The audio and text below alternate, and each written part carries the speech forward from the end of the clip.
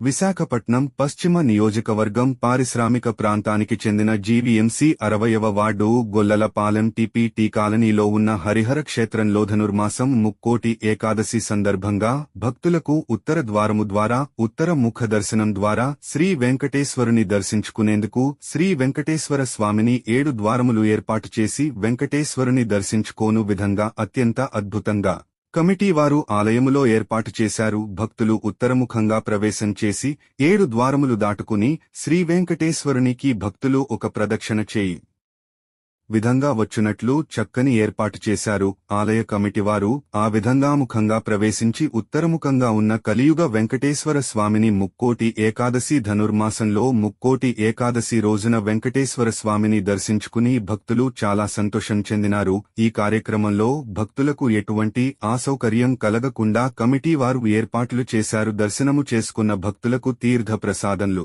అందచేసి భక్తుల అభిమానమును కమిటీ వారు పొందారు. నమస్కారం చేస్తున్నందుకు గోవిందా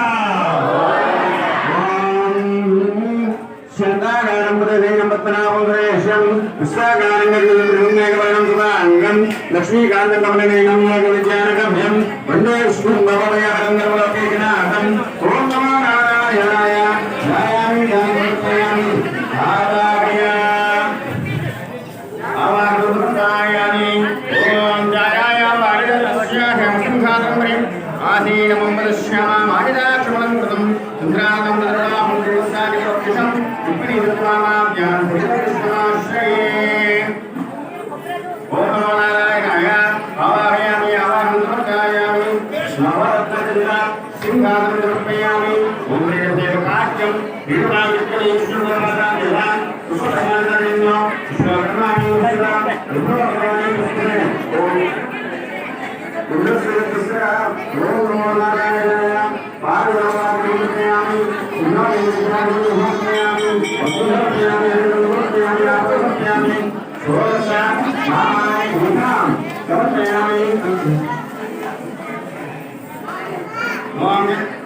పక్కకుండమ్మా పక్కకుని పూజ చేస్తున్నారు కదా కలిగాల వారి కలవాలి. ఓం నిర్వాయ స్వాహ ఓం నారాయణాయ స్వాహ ఓం నారాయణాయ స్వాహ ఓం గోవిందాయ నమః విష్ణువే నమః విష్ణువే నమః విష్ణువే నమః ఈరాయ నమః శ్రీశే నమః పరమాయ నమః వేద్యమాయ నమః నమః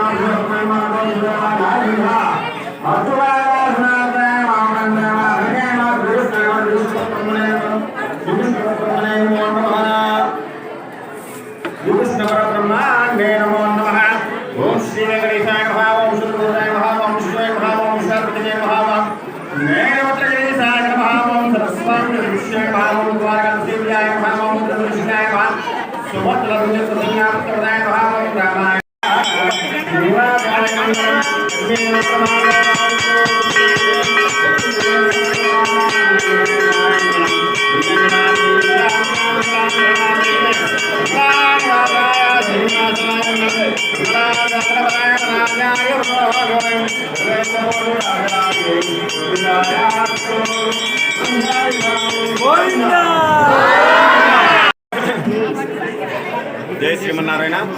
ఈరోజు ముక్కోటి ఏకాదశి మహాపర్వదిన సందర్భంగా మన గొల్లలపాలెం 60వ వార్డులో వేయించి ఉన్నటువంటి హరిహర క్షేత్రంలో శ్రీ భూనీల సమేత వేలుమంగా పద్మావతి సమేత శ్రీనివాస స్వామి వారి వైకుంఠ ద్వారంలో స్వామివారికి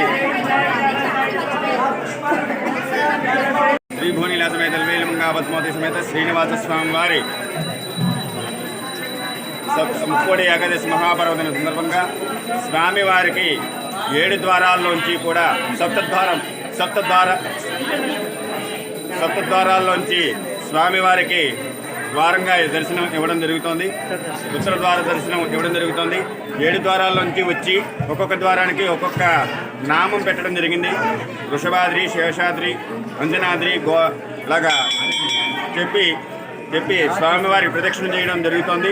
ప్రదక్షిణ రూపంగా వచ్చి భక్తులందరూ కూడా స్వామివారికి పూజా కార్యక్రమం అనేటువంటిది జరుగుతున్నాయి. ప్రతి ఒక్కరికి కూడా తెల్లవారుజామున ఈరోజు పొద్దున్న 3 గంటల నుండి సుప్రభాత సేవ, స్వామివారి ఆరాధన, తదనంతరము స్వామివారిని 4 వీధుల్లో కూడా తిరువీధి కార్యక్రమం చేయించి అలాగే ఉత్తరద్వార దర్శనానికి తీసుకొచ్చి ఉదయం 5 గంటల నుండి కూడా స్వామివారికి కుంభహారతి, నక్షత్రహారతి, పంచహారతి అనేటువంటిది ఇవ్వడం జరిగింది. తదుపరి స్వామివారితో పాటు భక్తులకు ఫస్ట్ వచ్చినటువంటి భక్తులందరికీ కూడా స్వామివారి దర్శనం ఇవ్వడం జరిగింది.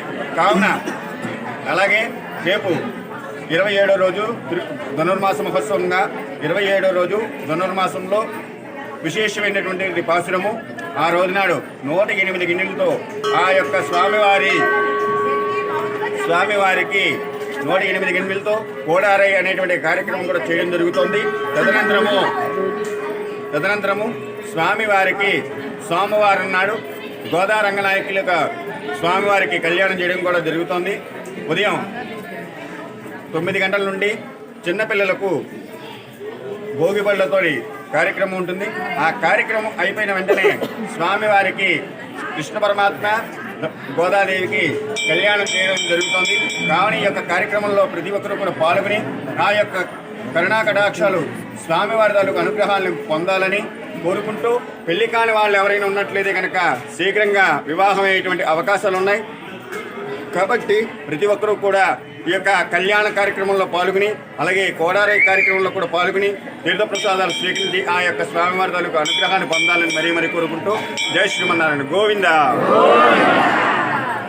మన పుష్పాలు పట్టుకుని నమస్కారం చేసుకోండి. హరి రాజా ఆదిరాజాయ ప్రసాహినే నమో వై శ్రవణాయ కుర్మహే సమయ కామాన్ కామకామాయ మహ్యం కామేశ్వరో వై.